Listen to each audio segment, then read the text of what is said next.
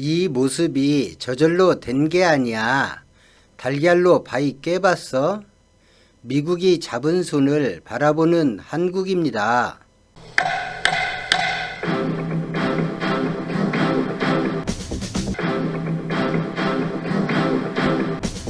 얼마나 나라 같지 않으면 내가 약속을 어기고 너를 일본에 넘겼겠어.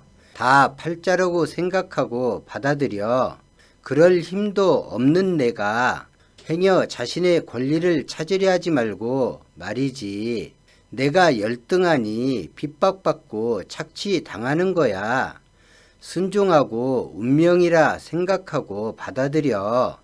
내 의견 따위는 불필요하다는 점 명심하고 러일 전쟁 직후 미국의 필리핀에 대한 지배권과 일본의 대한제국에 대한 지배권을 상호 승인하는 문제를 놓고 1905년 7월 29일 당시 미국 육군장관 윌리엄 하워드 태프트와 일본 제국 내각 총리 대신 가스라 다로가 도쿄에서 회담한 내용을 담고 있는 대화 기록과 당시 미국 대통령이 한 말을 한국에 말하는 것으로 바꾸어 보았습니다.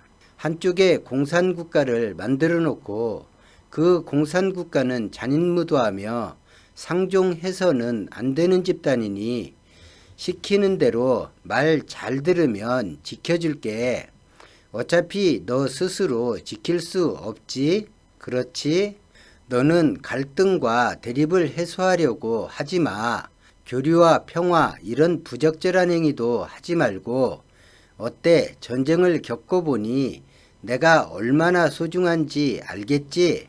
미 군정 신탁 통치를 시작했던 1945년 8월부터 6.25 전쟁을 치르고 1953년 7월 27일 휴전하고 1953년 10월 1일 한미 상호 방위조약을 체결하기까지를 다르게 표현해 보았습니다. 미국을 나쁘게 또는 반미를 부추기고자 이렇게 표현하는 것이 아니고 실제 우리 대한민국 한민족에게 일어났던 중대한 사건에 미국이 했던 일을 적은 것에 불과합니다. 공교롭게도 말이죠. 1905년 미일이 맺은 가스라 태프트 밀약과 1945년 미 군정 신탁 통치, 1953년 한미 방위조약 때 했던 미국의 말이 같다는 사실을 아시나요? 나라가 나라구실을 못하니 조약을 지킬 필요가 없다. 이렇게 미국 대통령이 말하며 조미 수호통상조약을 깨버리고 1905년에 조선을 일본에 넘겼고 나라가 나라구실을 못하니 미군이 통치하며 기틀을 잡아줘야 한다. 이렇게 미국 대통령이 말하며 주권국가, 독립국가를 꿈꾸던 1945년 미 군정 신탁 통치를 받아들일 것을 강요했으며 나라가 나라구실을 못해 스스로 지킬 힘이 없으니 미국이 미군을 상주시켜 지켜줘야 한다. 1953년 7월 휴전에 동의하는 대가로 동년 10월 1일 한미 상호 방위조약을 체결하면서 미국이 했던 말이 공교롭게도 나라가 나라구실을 못해서입니다. 이 주장을 하면서 한민족이 겪었던 그 치욕스러운 역사에 대해 오히려 그런 일은 당연하고 미국이 조미 수호통상조약을 파기하고 일제의 조선을 병합할 권리를 인정해 주었기에 일제에 의해 한반도가 근대화가 되었다. 그렇게 주장하면서 한편으로는 미국의 신탁 통치 결정으로 남북한 간 항구적으로 이념 대립 구도가 만들어졌고 전쟁을 부르고 현재까지 분단의 시발점이 된 그 신탁 통치 결정은 거론하지 않은 채 6.25는 북한 공산당이 저질렀고 그 북한으로부터 남한을 지켜주어 대한민국이 이만큼 발전했으니 미국은 은혜롭고 받들어야 하는 나라라고 주장하는 분들도 있습니다. 이분들을 비판하고 싶은 생각은 없습니다. 이분들도 이 자유로운 대한민국을 소중하게 생각하고 있기 때문입니다. 다만 우리 자신을 자학하면서까지 우리 역사를 고의로 비틀면서까지 미국, 일본을 추종하지 않았으면 하는 그런 희망을 품어봅니다. 나라 구실을 못하고 열등하기에 외세가 아니면 안 된다. 이 나라는 경제를 재건할 희망도 살림을 복구할 희망도 없다는 것이 대한민국을 바라본 해외의 시각이었습니다. 이 나라 사람은 누가 통치해도 순응하며 잘 따르는 국민이라는 전 주한미군 사령관의 평가가 말해주듯 대한민국 미래는 희망이 없어 보였고 폐허에서 부흥을 일으키는 건 달걀로 바위치기처럼 불가능해 보였습니다.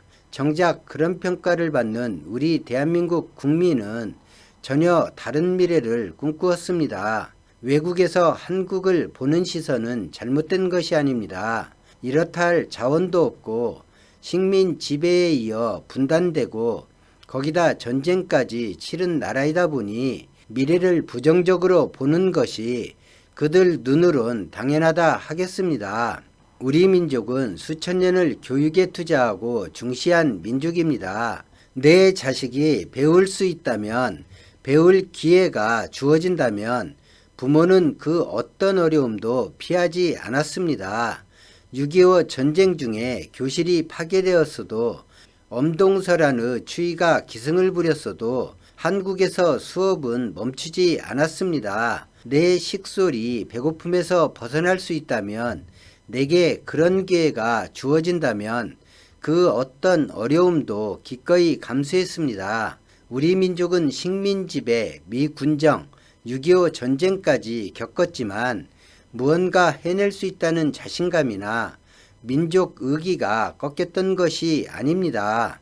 2020년 대한민국 국민이 꺼리는 직종에 외국인이 돈을 벌려고 입국해 일하듯 조금이라도 나은 삶을 살아보겠다는 의지는 만리타국으로 주저없이 떠나겠습니다. 지금의 힘든 삶을 대물림하지 않으려 그렇게 일하고 자식 교육에 투자했습니다. 그런 치열한 삶을 살아가면서 가난과 싸워야 했고 민주화를 위해 군부 독재와 싸워야 했고 노동인권 보편적 복지를 위해 싸워야 했고 총칼로 대치 상태인 북한을 경계해야 했습니다. 국민 전체가 희생이라는 것을 당연한 숙명으로 받아들이고 그야말로 전쟁 같은 삶을 살았습니다. 그 무엇 하나도 이루기가 불가능한 일이다라고 하였지만 어느덧 남북 문제를 제외하고 대한민국은 가난도, 교육도, 살림도, 경제도, 국방도, 복지도, 의료도 세계에 부러움을 받는 나라가 되었습니다. 달걀을 던져 바위를 깨는 것이 어려우면 포기하는 것이 아니라 달걀로 바위가 깨질 때까지 노력하고 생각하는 민족이 한민족의 삶의 방식입니다. 바위가 자연의 힘 앞에 깨질 때쯤 달걀을 던져서 깼다고 정신승리하는 민족이 우리는 아닙니다. 태안 앞바다에 기름이 유출되었을 때 자원봉사를 하던 청년 한 명이 이런 인터뷰를 한 게 기억이 납니다. 닦다 보면 깨끗해지겠지요. 거창한 청사진이 아니라 단지 깨끗해지길 바라는 작은 노력이 어떤 힘을 지녔는지 아는 민족이 우리입니다. 이제 남북분단이라는 바위가 남았습니다. 달걀을 던지려는 손을 미국이 잡고 있습니다. 미련한 짓이야. 불가능하다고 달걀로는. 그럴까요? 미국이 손만 놓아주면 나머지는 우리가 알아서 할 텐데 말입니다. 영상을 시청해 주신 여러분 고맙습니다.